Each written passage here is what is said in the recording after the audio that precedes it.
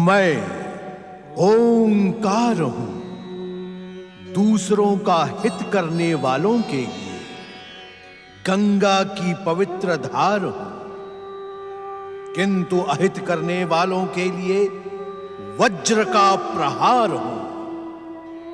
मैं ओंकार हूं। शिवाज्ञा पाकर ब्रह्मदेव वरदान देने के लिए भीमासुर के सामने प्रकट होते हैं। इच्छित वरदान न मिलते देख कर्कटी क्रोधित हो उठती है, परंतु भीमासुर कर्कटी की उपेक्षा करके ब्रह्म कृपा प्राप्त करता है।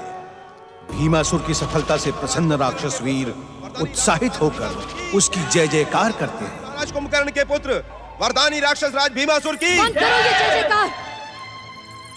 ये राक्षस जाति का शत्रु है। अपने पिता के प्रतिशोध को पूर्ण ना करके इसने हमारी भावनाओं को ठेस पहुंचाई है, विश्वासघात किया है। ये तुम क्या कह रही हो माता? मत कहो मुझे माता, मैं तुम्हारा त्याग करती हूँ।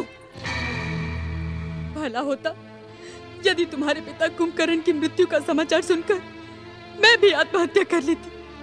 भला होता रक्तांबरी, यदि इसे जन्म देने से पूर्व ही तुम मुझे रोक लेती। अब मैं तुम्हें छोड़कर जा रही हूँ। माता, मेरी बात सुनो, इस प्रकार मुझे छोड़कर मत जाओ।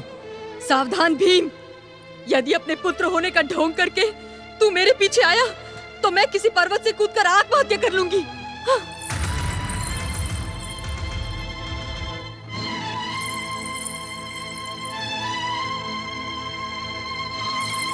राजकुमारी, राजकुमारी क्रोध को त्याग दीजिए।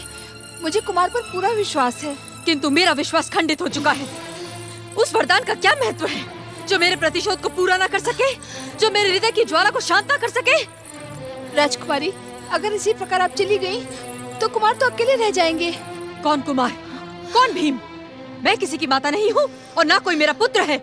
वो मेरे लिए मर चुका है, उसके साथ मेरा कोई संबंध नहीं है।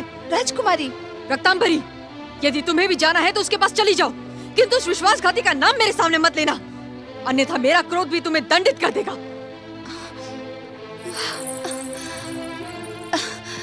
यदि ब्रह्मदेव की बात ना मानकर मैं उनसे वरदान ना मांगता तो मेरी तपस्या व्यर्थ हो जाती, किंतु अब यह वरदान पाकर मुझे हर्ष नहीं, दुख हो रहा है, भयानक दुख। मेरी माता मुझे छोड़कर चली गई। यह वरदान मेरे लिए वरदान नहीं, शाप बन गया है, शाप। वरदानी दैत्यराज, आपको इस प्रकार दुखी होने के स्थान पर अपनी माता को प्रसन्न करने का उपाय सोचना चाहिए। नहीं, मेरे पास माता को प्रसन्न करने का कोई उपाय नहीं। अब मैं क्या करूं? निराश ना हो दैत्यराज, आपने ब्रह्मा जी से अतुलनीय शक्ति का वरदान पाकर दैत्य जाति का सुनहरा भविष्य सुनिश्चित कर दिया है। अर्थात अब इस संसार में आपके समान शक्तिशाली कोई नहीं। अब सबसे पहले आप दुष्ट देवताओं से युद्ध करके स्वर्ग पर अधिकार कर लीजिए। उससे क्या होगा? होगा, बहुत कुछ होगा। किस प्रकार? सृष्टि के पहले दिन से ही दुष्ट देवताओं की सहायता में संलग्न रहने वाला विष्णु भागा भागा आपसे युद्ध करने के लिए आएगा और पराजित हो जाएगा। विष्णु की पराजय न केवल उसके अवतार राम की पराजय है, अपितु आपकी माता के प्रतिशोध को लेने में भी सक्षम है। परंतु मैं विष्णु को परास्त कर पाऊंगा? क्यों नहीं दैत्यराज, यदि ब्रह्मा जी का वरदान सच्चा है तो अवश्य कर पाएंगे। यह मत भूलो दैत्यराज कि ब्रह्मा जी ने केवल राम को ना परास्त करने की शक्ति प्रदान करना अस्वीकार किया था, विष्णु का तो उन्होंने नाम तक नहीं लिया। सत्य कहते हैं आप। माता को प्रसन्न करने का यह सर्वोत्तम उपाय है। राक्षस वीरों, हम अभी और इसी समय स्वर्ग की ओर अभियान करेंगे। हमारी वरदानी शक्ति के आगे देवताओं को पराजित होना ही होगा। चलो राक्षस वीरों। महाबलशाली महाराज कुंभकर्ण के पुत्र वरदानी राक्षस राज भीमासुर की अतुलनीय शक्ति से संपन्न भीमासुर और देवताओं के मध्य घोर संग्राम हुआ। राक्षसों की तामसी शक्ति को ब्रह्मदेव की सात्विक शक्ति के वरदान ने तीव्र और प्रखर कर दिया। भीमासुर के वरदानी प्रहारों का देवता और देवसेना सामना न कर सकी। देवराज इंद्र के संग देवगण प्राण बचाकर रणभूमि से भाग निकले। तभी आकाश में देवताओं को रोकते हुए श्री हरि विष्णु ने प्रकट होकर कहा, धन्य है तुम्हारा पराक्रम देवताओं। रणभूमि में लड़ने वाले वीर तो अपने प्राणों को न्यौछावर कर देते हैं अथवा प्राण ले लेते हैं, और तुम रणभूमि में कायरों की भांति पीठ दिखाकर भागाए। धन्य हो देवताओं, धन्य हो। देवताओं, अपने सम्मान को लज्जित ना करो। जाओ भीमासुर से युद्ध करो, जाओ। नहीं श्रीहरि, हम उस दुष्ट की वरदानी शक्ति को पराजित नहीं कर सकते। तो हंसते हंसते रणभूमि में अपने प्राण त्याग कर वीर गति को प्राप्त हो जाओ, क्योंकि रणभूमि में प्राण त्यागने वाले वीर की वीरता इतिहास के पृष्ठों पर स्वर्णाक्षरों से लिखी जाती है। श्रीहरि, ऐसा आप क्यों कह रहे हैं? सृष्टि के प्रथम दिन से आप सदैव ही देवताओं के हितरक्षक रहे हैं। हम रणभूमि का त्याग करके आपकी शरण में आ गए हैं। अब हम आपके शरणागत हैं श्रीहरि। हमारे सम्मान की रक्षा करते हुए उस दुष्ट का नाश कीजिए। हे शरणागत वत्सल भगवान श्री हरि विष्णु जी, हम शरण में आए हुए देवताओं को निराश न करें। भीमासुर को पराजित करके हमारा खोया हुआ गौरव प्रदान करें प्रभु। देवगणों, हमें युद्ध में केवल विजय प्रिय है। हम युद्ध भूमि में तभी उतरते हैं जब शत्रु की पराजय और हमारी विजय सुनिश्चित हो। ये आप क्या कह रहे हैं जगदीश्वर? क्या भीमासुर से युद्ध करने में आपकी विजय सुनिश्चित नहीं है? वरुण देव, आपके इस प्रश्न का उत्तर विश्व को गति देने वाले विश्वनाथ भगवान शिव ही दे सकते हैं।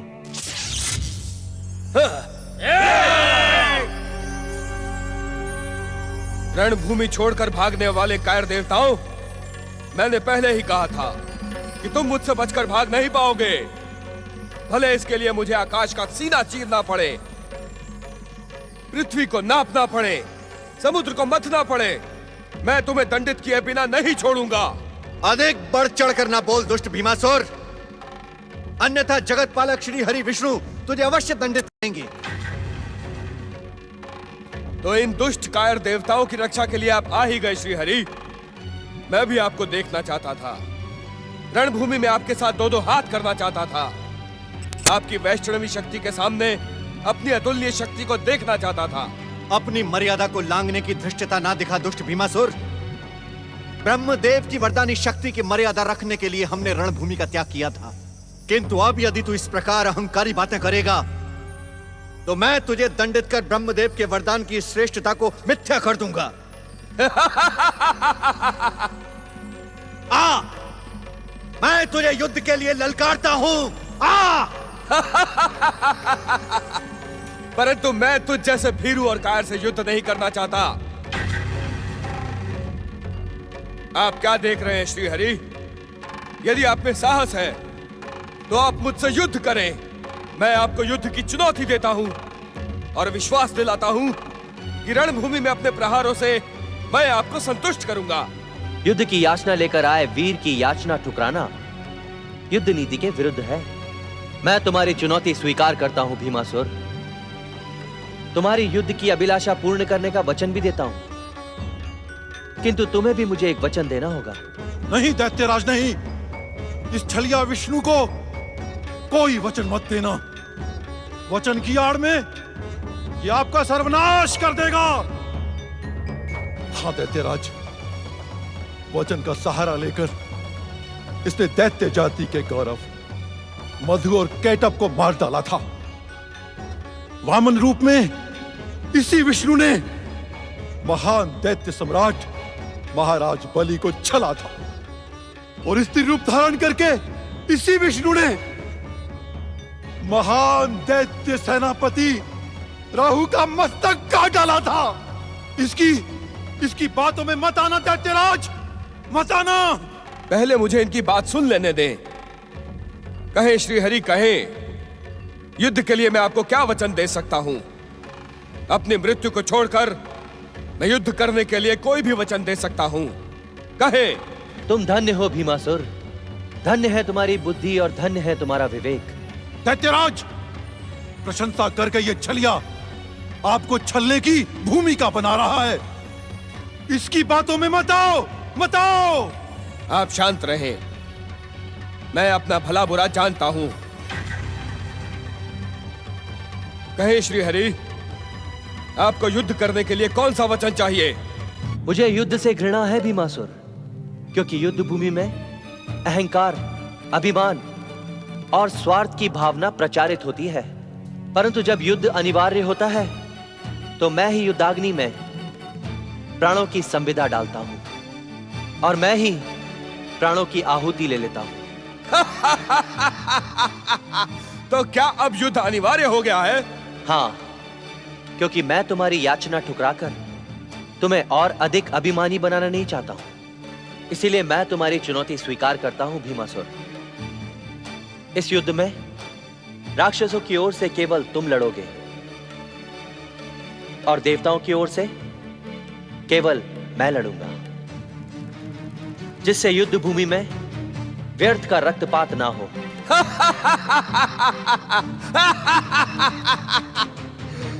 मैं आपको वचन देता हूं श्री हरि, जैसा आप कहते हैं वैसा ही होगा।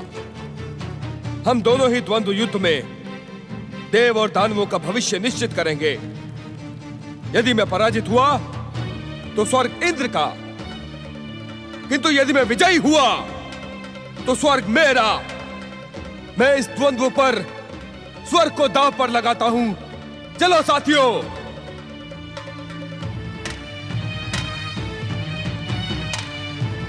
युद्ध की याचना लेकर तुम आए थे भीमासुर, इसी कारण प्रथम प्रहार का अधिकार मैं तुम्हें देता हूं।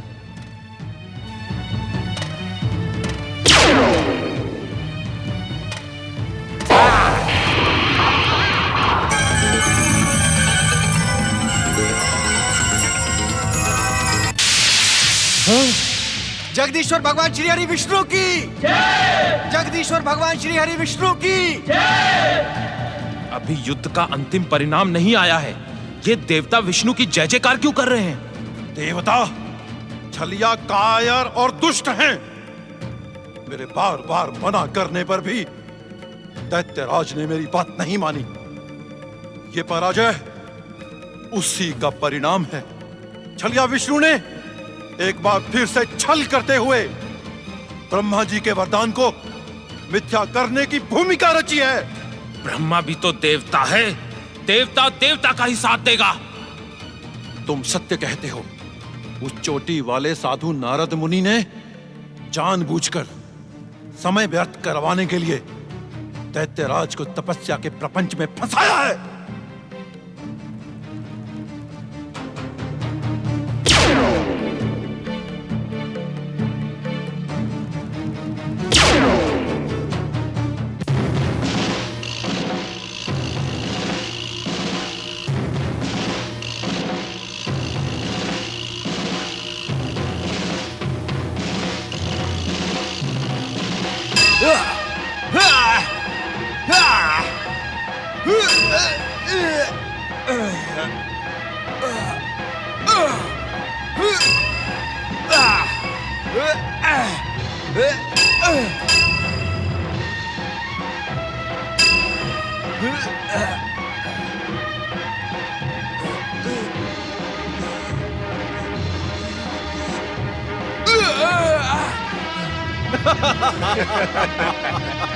अभी भी समय है दुष्ट भीमासुर, अपनी दुष्टता के लिए श्री हरि विष्णु से क्षमा मांग ले और पाताल लोक के अंधकार में जाकर छिप जा, अन्यथा तेरी मृत्यु निश्चित है।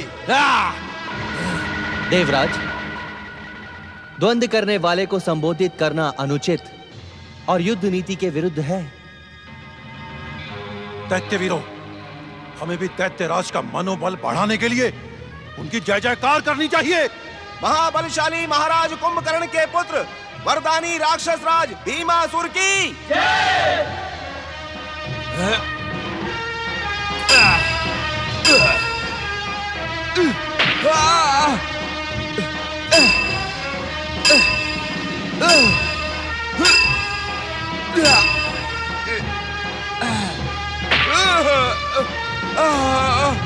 भगवान श्री हरि विष्णु की जगदीश्वर श्री हरि विष्णु की भगवान श्री हरि विष्णु की परम पिता ब्रह्मदेव।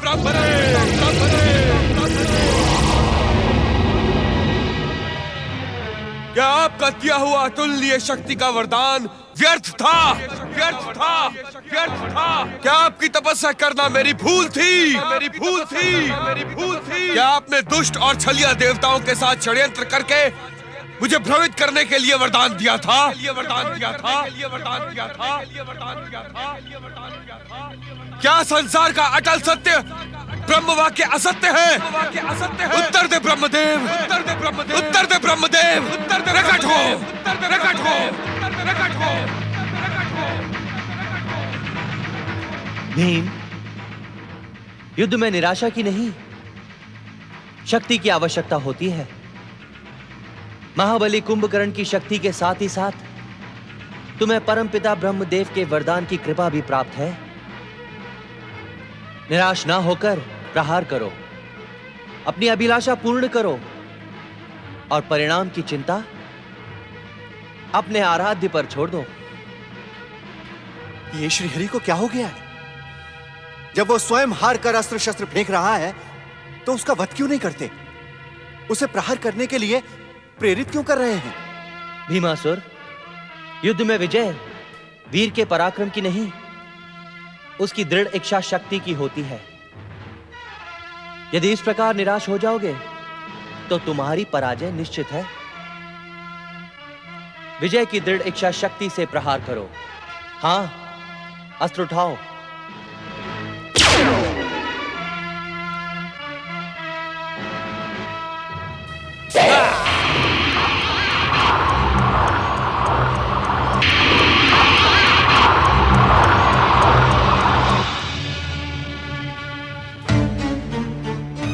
महाबलशाली महाराज कुंभकर्ण के पुत्र वरदानी राक्षस राज भीमासुर की। आपने सत्य ही कहा था श्रीहरि, युद्ध में वीर की दृढ़ इच्छा शक्ति ही विजयी होती है। आप पराजित हुए और बंदी हुए और मैं विजयी। धन्य है तुम्हारा पराक्रम भीमासुर, धन्य है। मैं तुम्हारे पराक्रम की प्रशंसा करते हुए इस प्रत्यक्ष और द्वंद्व युद्ध में अपनी पराजय स्वीकार करता हूं। शिवेक्षा से यही उचित है और यही सृष्टि के रचनाकार ब्रह्मदेव के वरदान की मर्यादा है।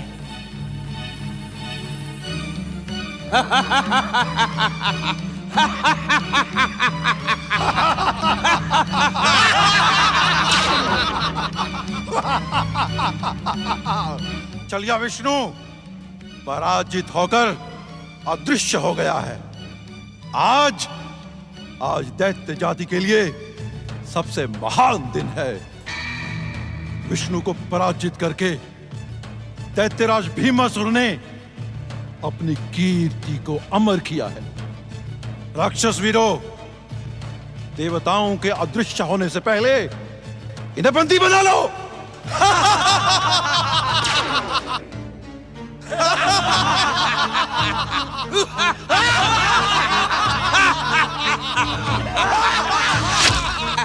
श्री हरि विष्णु को पराजित करने वाले वरदानी राक्षस राज भीमासुर की। श्री हरि विष्णु को पराजित करने वाले वरदानी राक्षस राज भीमासुर की। नारायण नारायण। धन्य हो भीमासुर, तुम धन्य हो और धन्य है तुम्हारा पराक्रम। तुमने जगत पालक श्री हरि विष्णु को प्रत्यक्ष और द्वंद्व युद्ध में परास्त करके अपनी माता कर्कटी के प्रतिशोध को पूर्ण किया है। धन्य हो तुम। नहीं नारद मुनि, नहीं। जब तक मैं अयोध्या के श्री राम को पराजित नहीं कर देता तब तक मेरी माता का प्रतिशोध पूरा नहीं होगा। नारायण नारायण। असंभव भीमासुर, असंभव।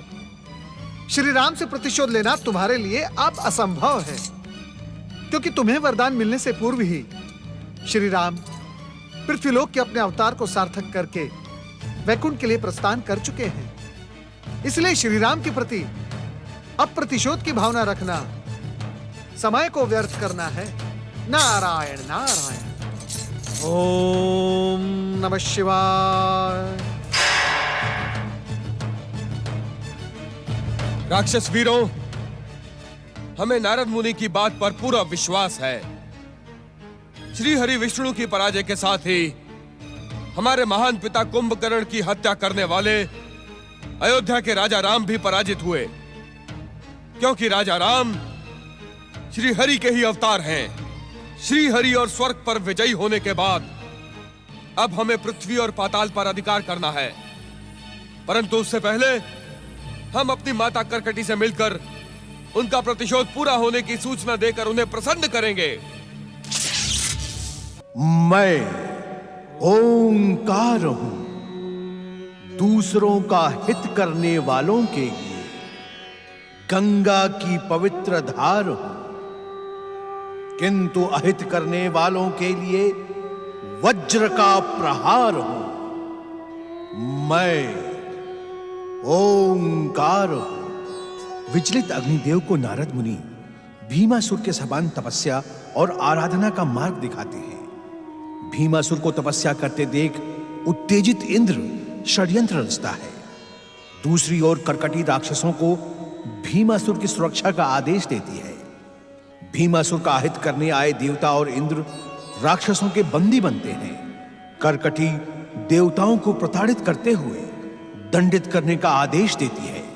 देवर्षि नारद करकटी के रोष से देवताओं की रक्षा करते हैं। ब्रह्मदेव देवताओं को सावधान करते हैं। राक्षस माता करकटी की जय हो। तुम्हारा प्रतिशोध पूरा हुआ माता। अब मुझे आशीर्वाद दो। बाहर आओ माता, बाहर आओ।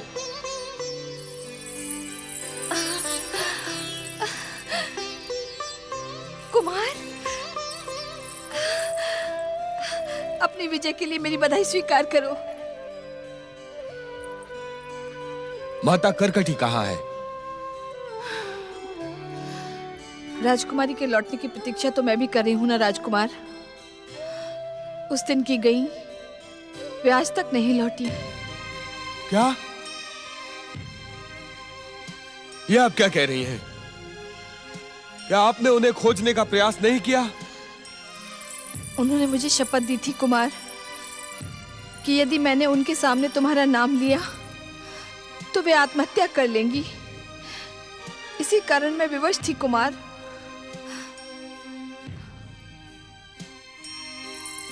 ये क्या कर रहे हैं कुमार? मैं तो केवल तुम्हारी दासी हूं।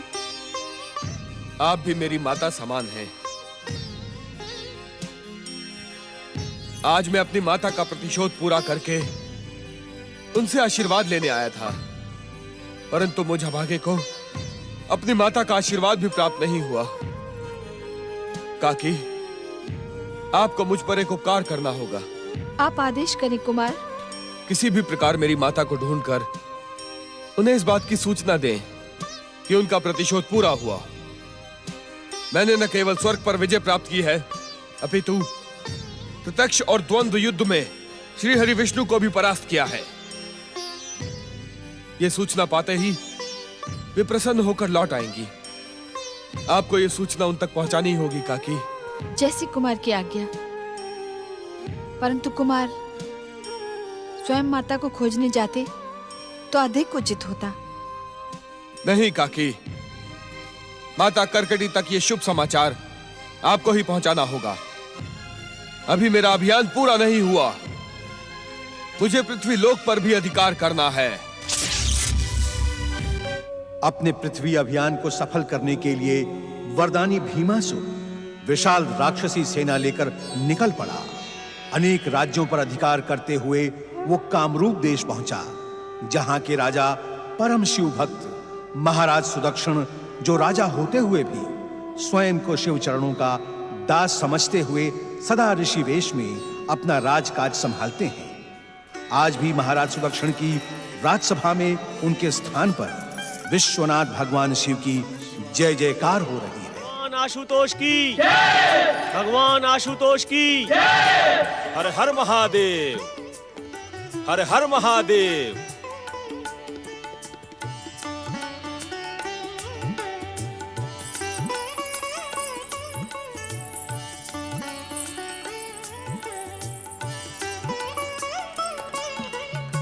महाराज, ये हमारा सौभाग्य है कि हमारी राजसभा में भगवान शिव के परम भक्त ऋषि सुभद्र की चरण धूलि का स्पर्श हुआ है।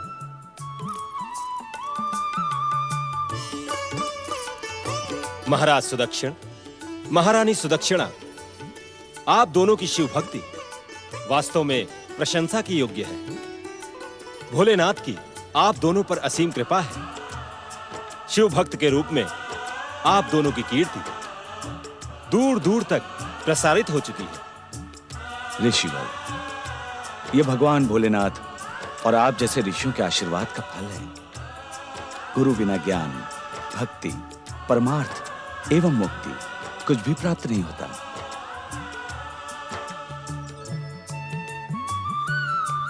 महाराज, इस पावन शिव भक्ति को प्राण रहते अपने हृदय से दूर न कीजिएगा।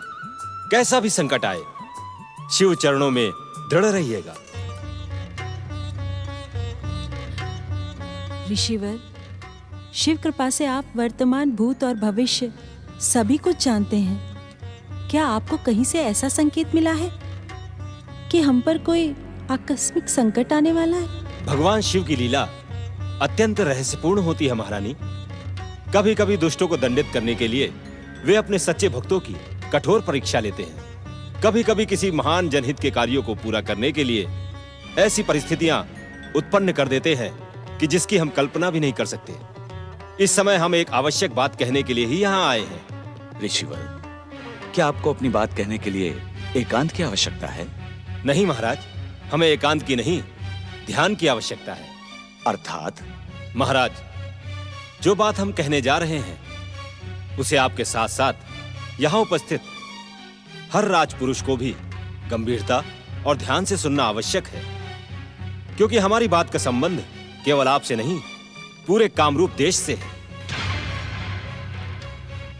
महाराज सुदक्षिण, महारानी सुदक्षिणा और कामरूप के राजपुरुषों, मैं आप सबसे केवल इतना ही कहना चाहता हूं कि अब तक आप सबने जिस परम शिव भक्ति को अपने मन में दृढ़ कर रखा है उसे निर्बल ना होने दीजिएगा। एक क्षण के लिए आपका मन शिव भक्ति से भटकना नहीं चाहिए। शिव भक्ति से ही आपकी और आपके राज्य की बड़े से बड़े संकट से रक्षा होगी।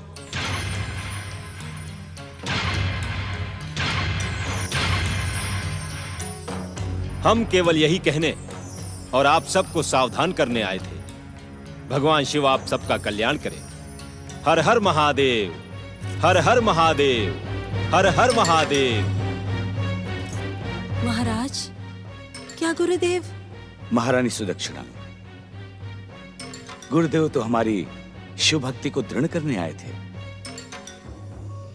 आप किसी प्रकार की शंका न करें। ओम नमः शिवाय, ओम नमः शिवाय, ओम नमः शिवाय। राजकुमारी करकटी, कहाँ हैं आप?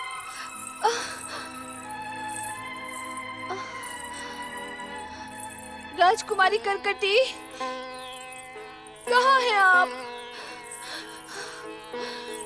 मैं आपको ढूंढते ढूंढते थक चुकी हूँ। मुझे क्षमा कर देना कुमार। मैं आपकी माता राजकुमारी करकटी को ढूंढने में सफल नहीं हुई। वे न जाने कहाँ चली गई है। अगर प्राणों ने साथ दिया तो मैं उन तक आपका संदेश पहुंचाने का पूरा प्रयास करूंगी, पूरा प्रयास करूंगी।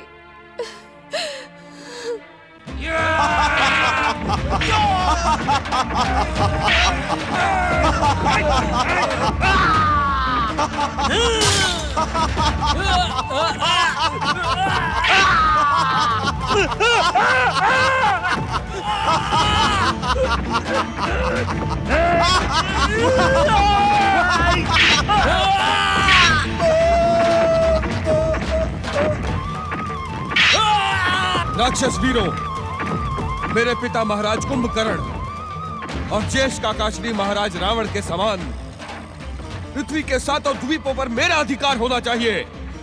जाओ, हर द्वीप पर अधिकार कर लो। जो तुम्हारी बात माने उसे जीवन, और जो ना माने उसे मृत्यु दंड दो। जाओ।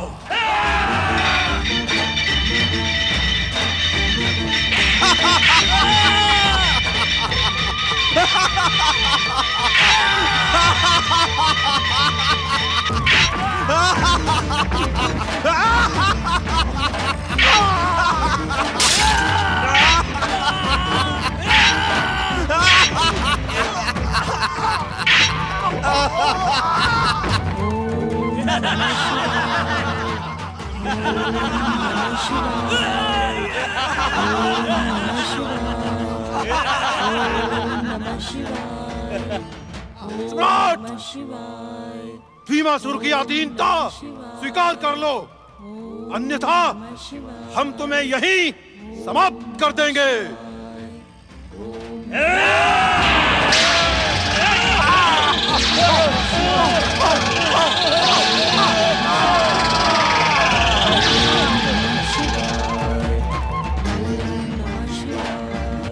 नारायण नारायण नारायण, भजमन नारायण नारायण। राजकुमारी करकटी, कहाँ है आप? कहाँ है आप राजकुमारी करकटी? कहाँ है आप राजकुमारी?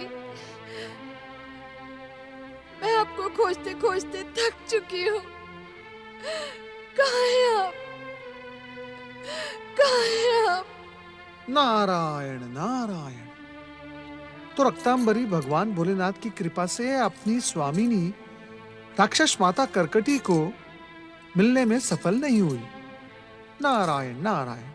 अब तो मुझे ही पुत्र और जीवन से विमुख हो चुकी राक्षस माता करकटी को सजग और प्रेरित करना होगा। चलो नारद।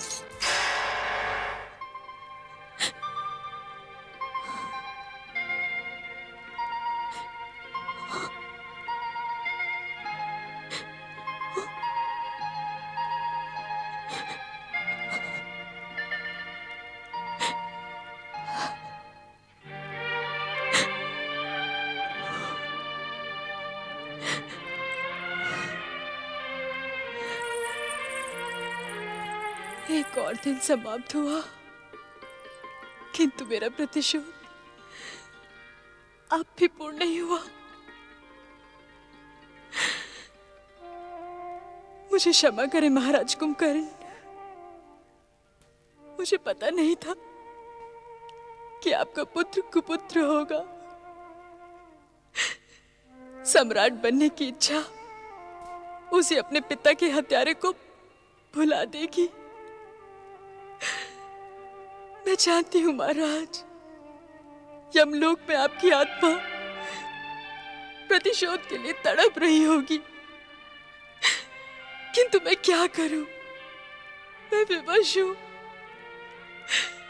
मैं विवश हूं। नारायण नारायण। तुम्हारा आंसू बहाना व्यर्थ है राक्षस माता करकटी। तुम्हारा पुत्र मर्यादा पुरुषोत्तम श्री राम से प्रतिशोध ले ही नहीं सकता। तुम्हारा प्रतिशोध पूर्ण करने के लिए तुम्हारे पुत्र ने न केवल स्वर्ग अपितु जगत पालक श्री हरि विष्णु को द्वंद्व युद्ध में परास्त किया है। किसी की जय और पराजय से मेरा कोई संबंध नहीं है।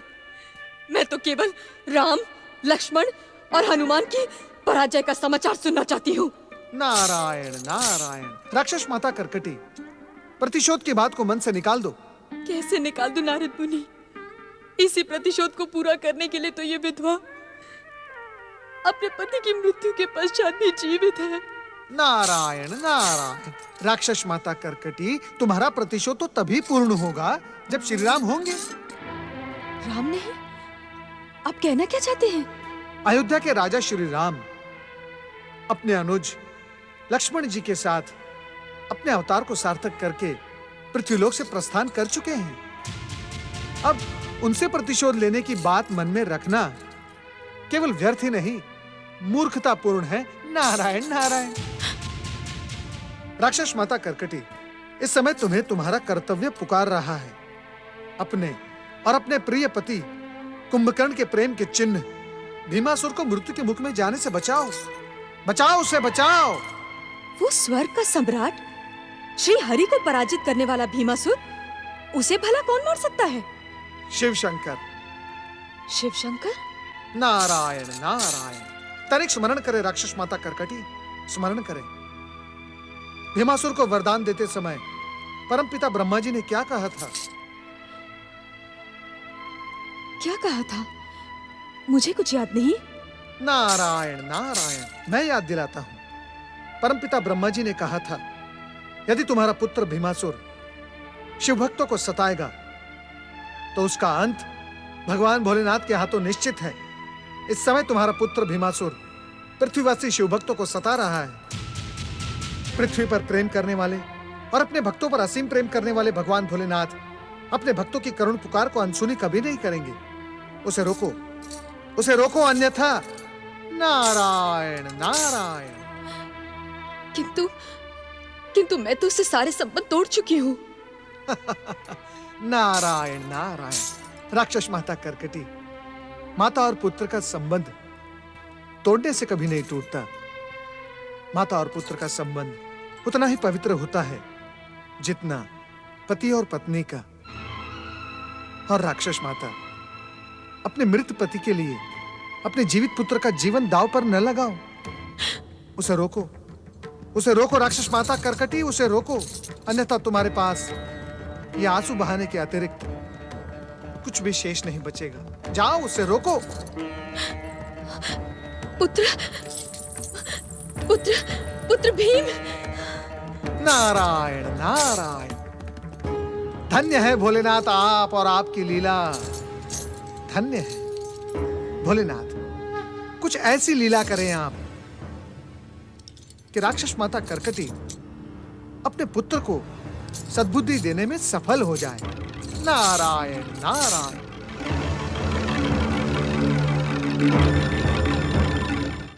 मैं ओंकार हूं, सद्गुणों, सद्वृत्तियों, सद्भावनाओं और सद्विचारों का पालनहार हूं।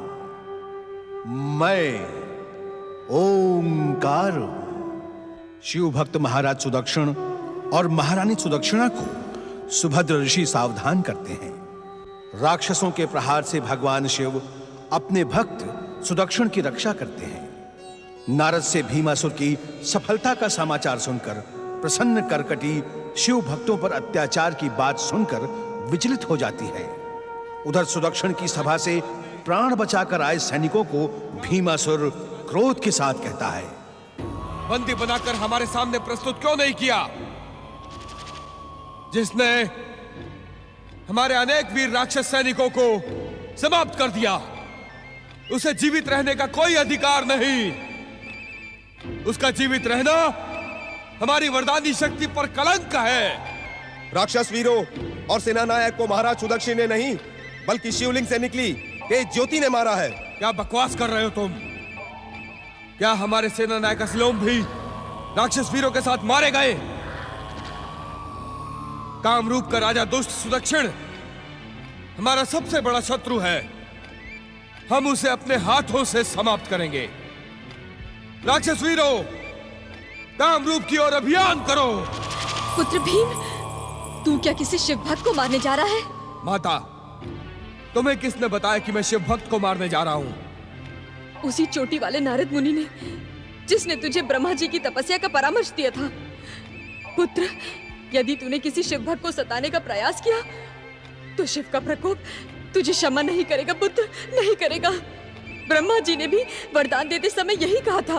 पुत्र, तू अपने इस विचार को त्याग दे पुत्र, विचार को त्याग दे। हाँ, जिस सुदक्षिण ने मेरे सेना नायक असिलोम और अनेक राक्षस वीरों को समाप्त कर दिया, मैं उसे जीवित नहीं छोड़ूंगा माता। यदि मैंने उस दुष्ट सुदक्षिण को दंडित ना किया तो मुझे इस पृथ्वी का सम्राट कौन स्वीकार करेगा? नहीं पुत्र, मैं तुझे इस प्रकार मरने नहीं दूंगी पुत्र। मैं तुझे जाने नहीं दूंगी। मेरा मार्ग छोड़ो माता, मुझे जाने दो। नहीं पुत्र, मैं तुझे जाने नहीं दूंगी। तुम मुझे रोकने वाली कौन होती हो? वरदान पाते ही तुमने मेरा साथ छोड़ दिया। अब मैं भी तुम्हारी बात नहीं मानूंगा। जाऊंगा, अवश्य जाऊंगा। अब मेरी तलवार की प्यास सुदक्षिण के रक्त से ही बुझेगी। नहीं पुत्र, मैं तुझे नहीं जाने दूंगी। तू नहीं जाएगा, कहीं नहीं जाएगा तू। मैं जाऊंगा। अब महाराज, आपका विचार अति उत्तम है। आज से हम निरंतर शिव पूजन का संकल्प प्रारंभ कर देंगे। आज के बाद हम प्रतिदिन भगवान शिव का व्रत करेंगे और फलाहार करते हुए अपने जीवन का हर क्षण शिव चरणों में समर्पित कर देंगे। तो समय का सदुपयोग करते हुए हमें अपने संकल्प को अभी से प्रारंभ कर देना चाहिए महारानी। अनर्थ हो गया महाराज। वरदानी भीमासुर ने कामरूप देश पर आक्रमण किया है। निर्दोष प्रजाजनों और हमारे सैनिकों को मारते हुए भीमासुर इसी ओर आ रहा है। अब क्या होगा महाराज? भगवान शिव हमारे रक्षक हैं। जिस प्रकार से भीमासुर के सैनिकों से आशुतोष शिव ने पहले भी हमारी रक्षा की थी, उसी प्रकार अब भी करेंगे। देवी सुदक्षिणा, हम शिव पूजन का संकल्प लेकर निकले हैं। पहले हम भगवान शिव का आशीर्वाद प्राप्त करेंगे, फिर हम भीमासुर से युद्ध करेंगे।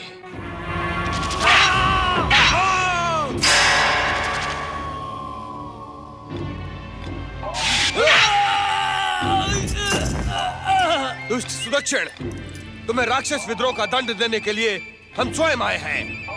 दंड या पुरस्कार देने के अधिकारी केवल सृष्टि के नियंता भगवान शिव हैं भीमासुर।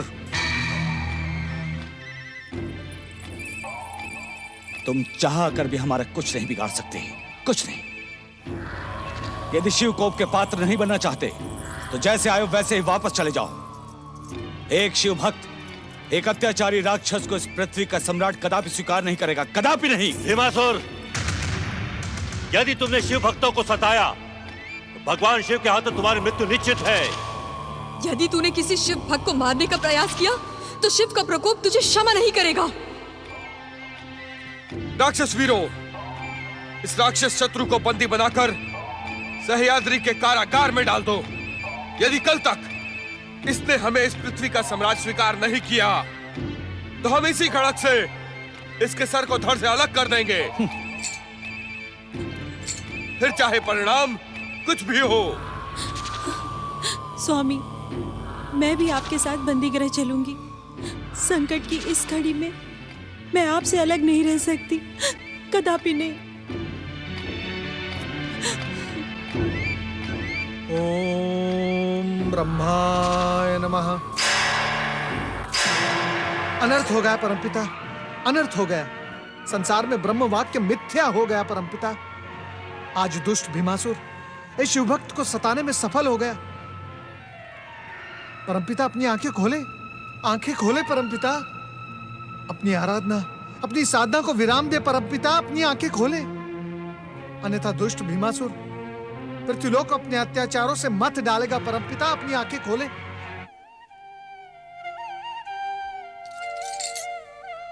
नारद, अत्याचारी का अंत उसके अत्याचार के साथ होना सुनिश्चित हो जाता है।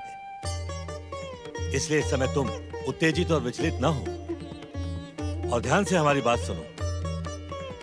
इस समय तुम्हें तुम्हारे कर्तव्य पुकार रहे हैं। मेरे कर्तव्य? नारायण नारायण, मैं कुछ समझा नहीं परमपिता। नारद, महाराज सुदक्षिण और महारानी सुदक्षिणा की शिव भक्ति ही अत्याचारी भीमासुर के अंत का कारण बनेगी। इसलिए उन दोनों को अपने जीवन का हर पल शिव चरणों में समर्पित करना होगा। तुम सह्याद्री के कारागृह जाकर कामरूप के महाराज सुदक्षिण और महारानी सुदक्षिणा की हर प्रकार से सहायता करो। जो आज्ञा परमपिता।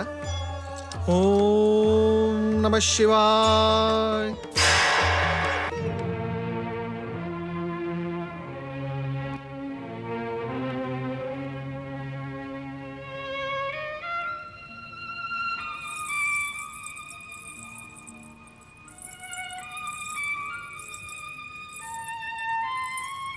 महाराज, किस सोच में पड़ गए हैं आप?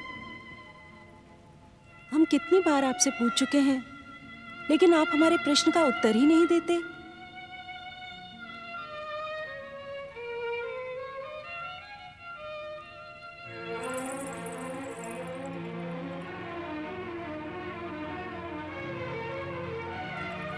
महाराज, क्या सोचा है आपने? सोचना हमारा काम नहीं महारानी। अब हमारे लिए जो कुछ भी सोचना होगा भगवान भोलेनाथ सोचेंगे। तुम इस प्रकार चिंतित ना हो। मेरी बात मानिए महाराज, और इस दुष्ट राक्षस को पृथ्वी का सम्राट स्वीकार कर लीजिए, अन्यथा ये हमें जीवित नहीं छोड़ेगा। अधिक से अधिक भीमासुर हमें मार सकता है। हमें अपने प्राणों का मोह नहीं है देवी। जीवन और मृत्यु तो भगवान शिव के अधीन है। यदि शिव इच्छा होगी तो हमें मृत्यु भी स्वीकार है, परंतु प्राण रहते हम अपनी शिव भक्ति पर कोई आंच नहीं आने देंगे। देवी, हमने निरंतर शिव पूजन का जो संकल्प लिया था उसमें बहुत विलंब हो चुका है। अब हमें एक क्षण भी व्यर्थ किए बिना स्वयं को शिव चरणों में समर्पित कर देना चाहिए। ये आप क्या कह रहे हैं महाराज? इस कारागृह में ना तो शिवलिंग है और ना शिव पूजन के योग्य कोई सामग्री। हम पूजन कैसे करेंगे? भगवान न पूजन सामग्री के भूखे होते हैं और न ही आडंबर के। भगवान तो भाव और भावना देखते हैं। देवी, भगवान शिव शंकर हमारे हृदय में विराजमान हैं। हम उन्हीं को साक्षी मानकर अपने संकल्प का पूजन प्रारंभ करेंगे। ओम नमः शिवाय, ओम नमः शिवाय, ओम नमः शिवाय, ओम नमः शिवाय।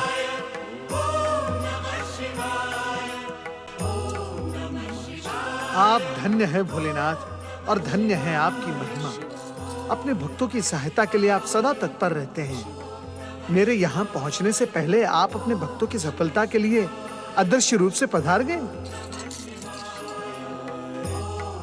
ओम नमः शिवाय, ओम नमः शिवाय, ओम नमः शिवाय। भोलेनाथ, भोलेनाथ, जब आप इस सह्याद्री के कारागृह में पधार ही गए हैं तो कृपया अपने इन भक्तों को अपने साक्षात दर्शन भी दें।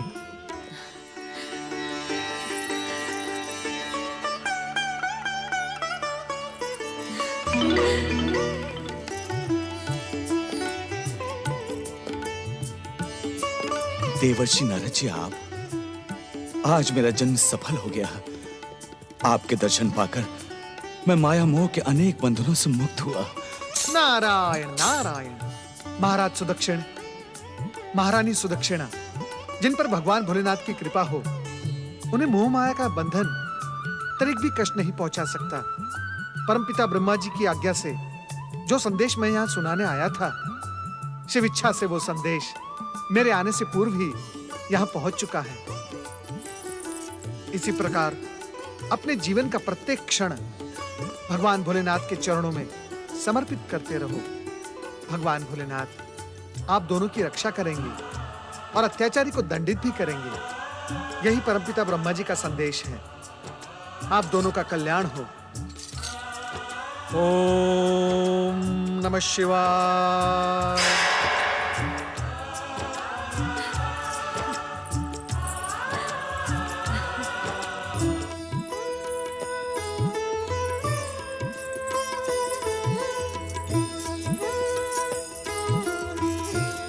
ओम नमः शिवाय, ओम नमः शिवाय, ओम नमः शिवाय।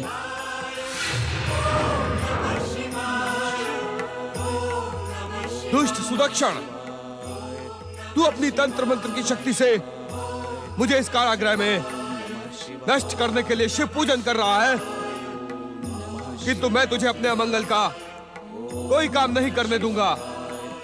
त्याग दे इस शिव भक्ति को।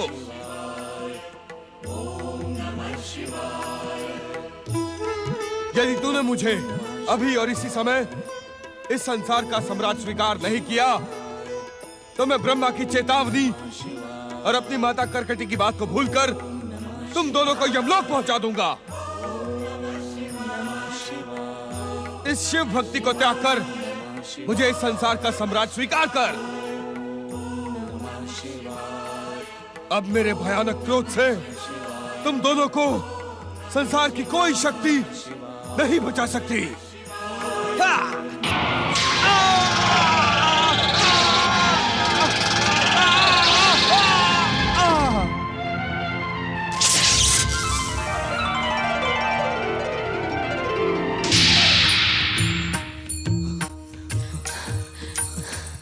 जय हो प्रभु।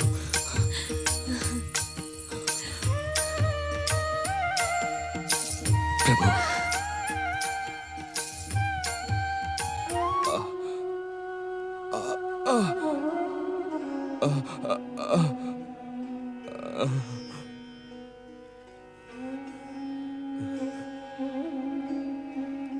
मुझे वरदान देते समय ब्रह्मदेव ने और यहां आने से पूर्व माता करकटी ने बार बार सावधान किया था,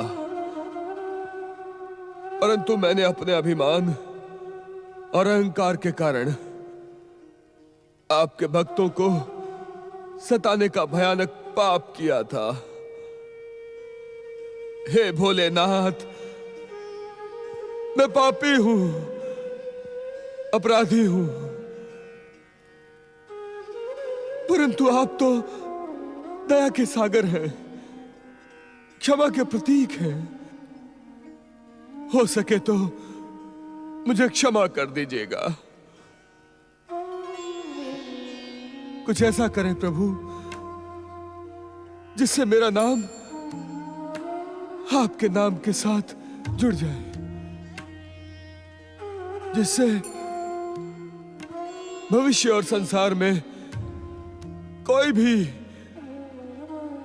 मुझ जैसा दुष्कर्म करने का दुस्साहस ना करे और मेरी मृत्यु सार्थक हो। ओम नमः शिवाय, ओम नमः शिवाय, ओम नमः शिवाय, ओम नमः शिवाय।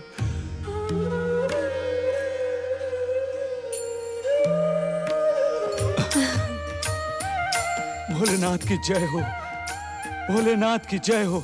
हे आशुतोष भगवान शिव, हम भक्तों पर कृपा करने के लिए और हमारी भक्ति का मान बढ़ाने के लिए आप इस शिवलिंग में सदा सदा के लिए निवास करिए प्रभु, निवास करिए।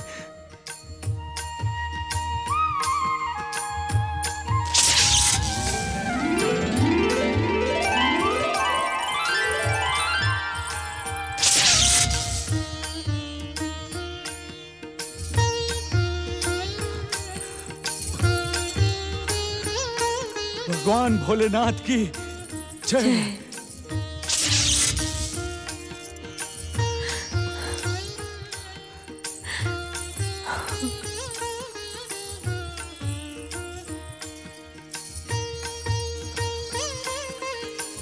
ओम नमः शिवाय, ओम नमः शिवाय। भगवान शिव शंकर की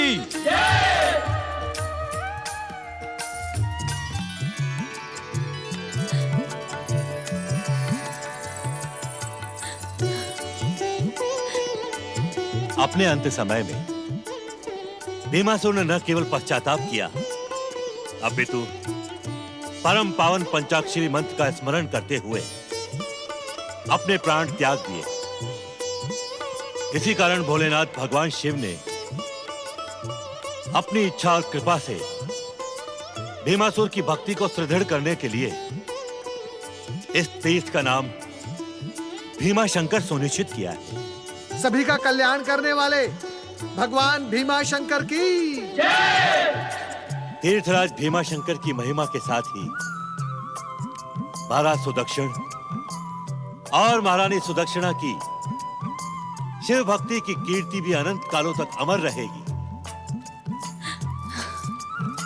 भगवान भीमाशंकर की यात्रा करने वाला भक्त किसी भी प्रकार के भय, आतंक और अत्याचार से मुक्त हो जाएगा।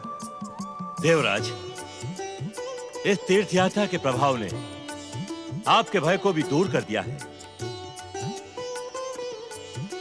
भीमासुर के अंत ने आपके लिए स्वर्ग के द्वार पुनः खोल दिए हैं। जाएं देवराज, स्वर्ग का सिंहासन आपकी प्रतीक्षा कर रहा है।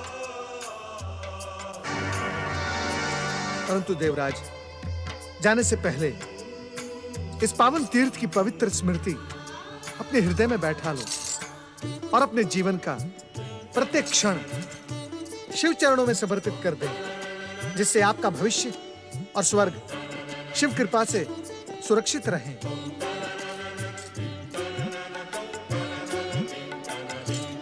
भय मुक्त करने वाले भगवान श्री भीमाशंकर की जय।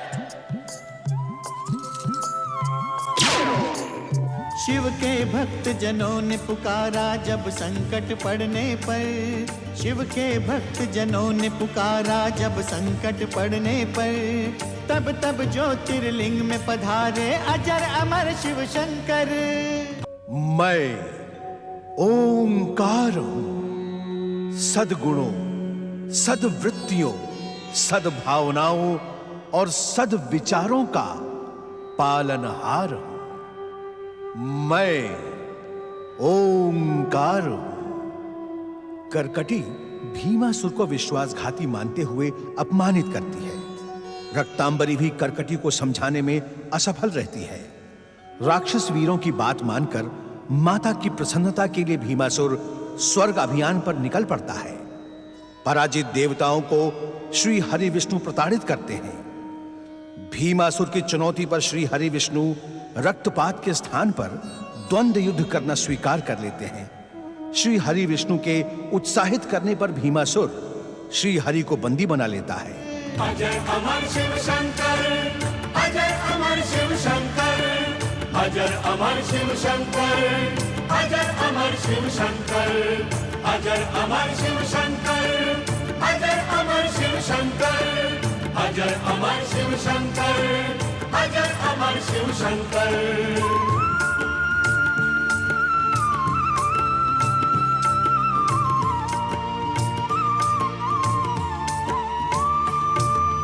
पूर्व काल में सुदीक्षण ने शिवलिंग एक बनाया, अपनी हर एक श्वास के संग संग शिव के नाम को ध्याया।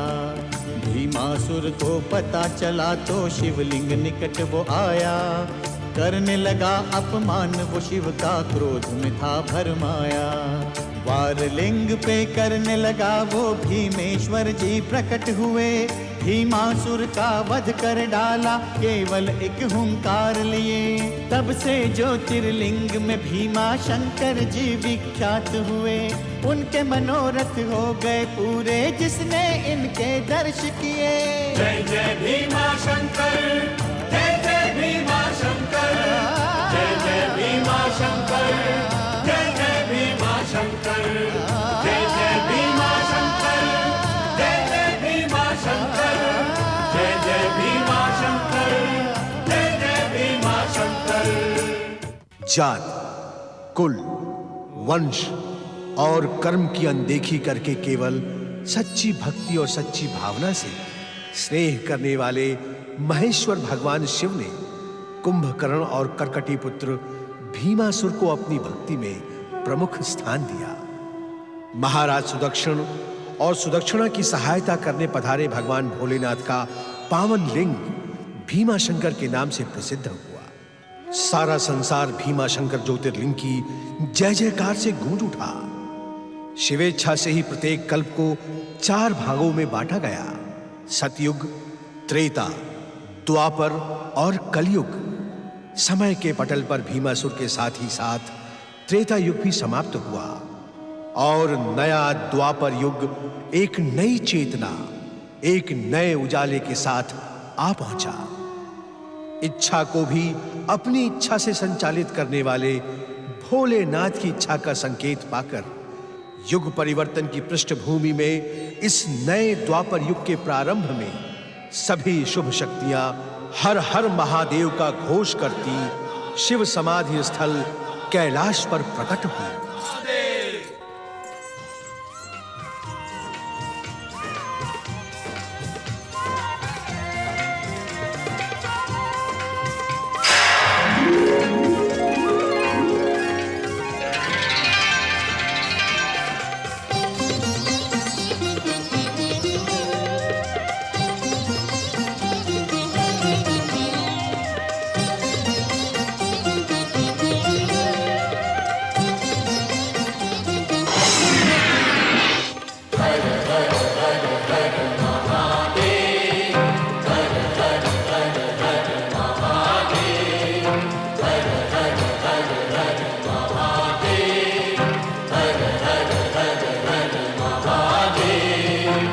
सब देवों के देव तुम ही हो, सब देवों के देव तुम ही हो।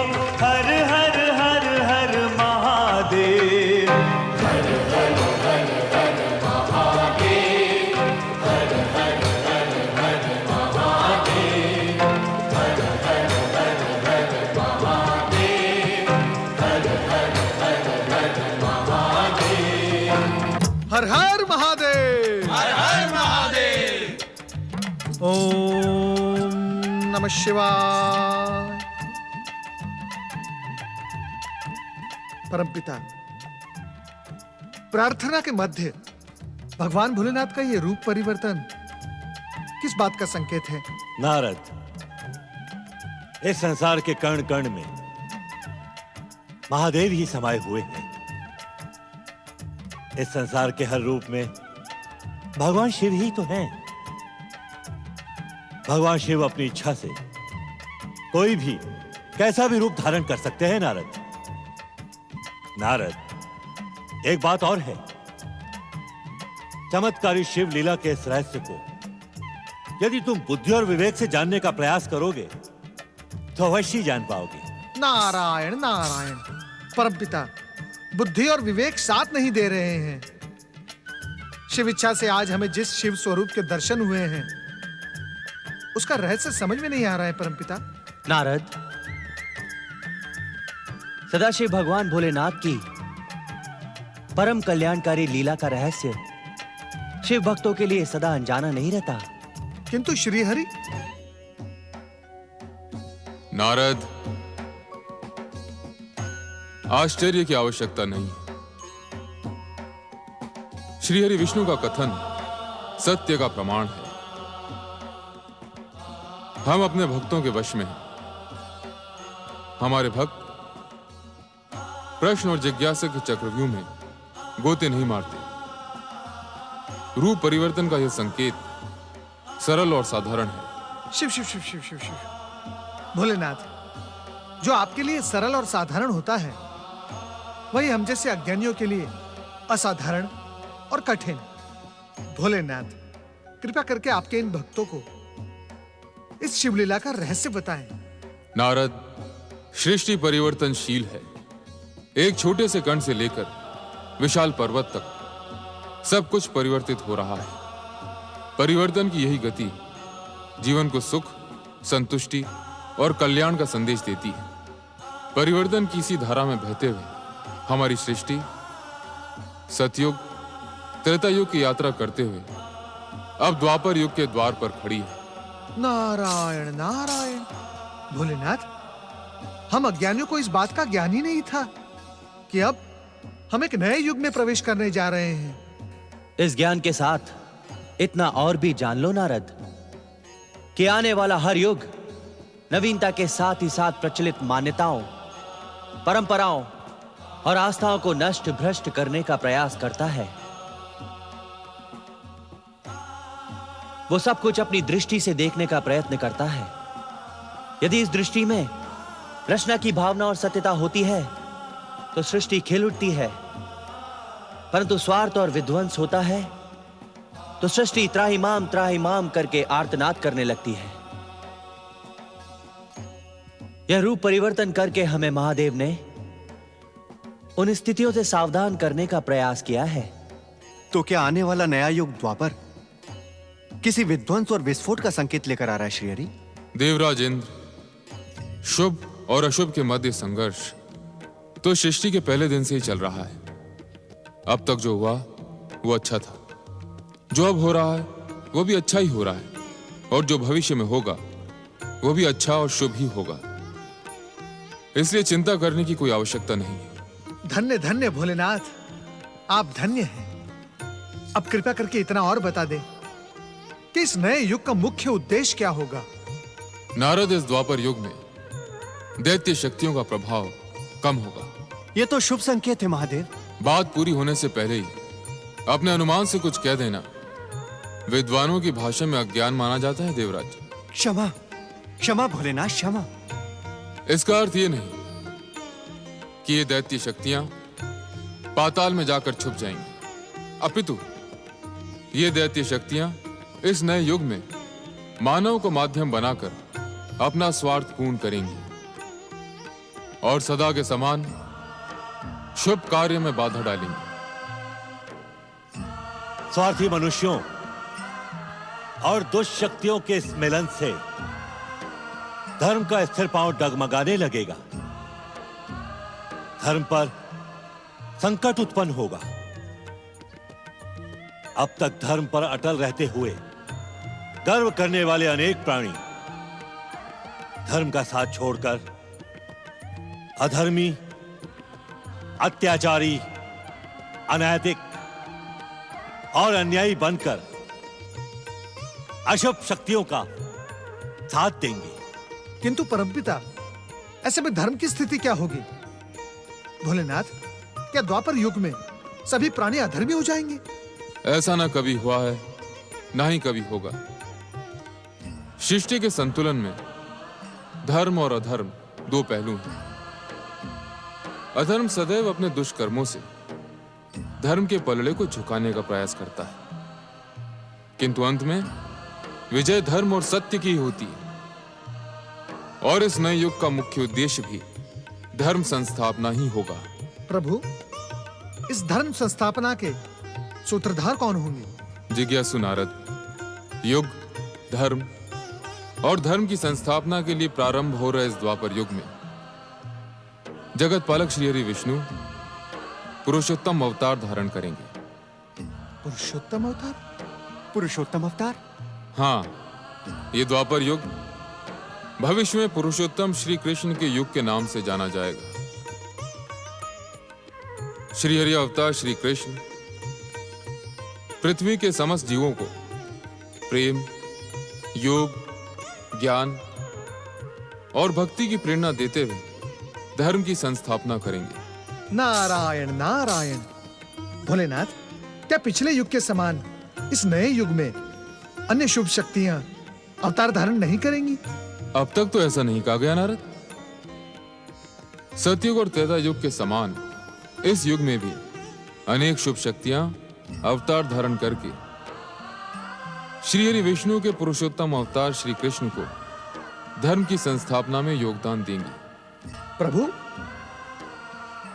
घटने से पहले ही घटना को जान लेने की उत्सुकता अनुचित है नारद। अपनी प्रतिभा और पुरुषार्थ से तुम इस नए युग द्वापर के साक्षी बनो। आपका कल्याण हो।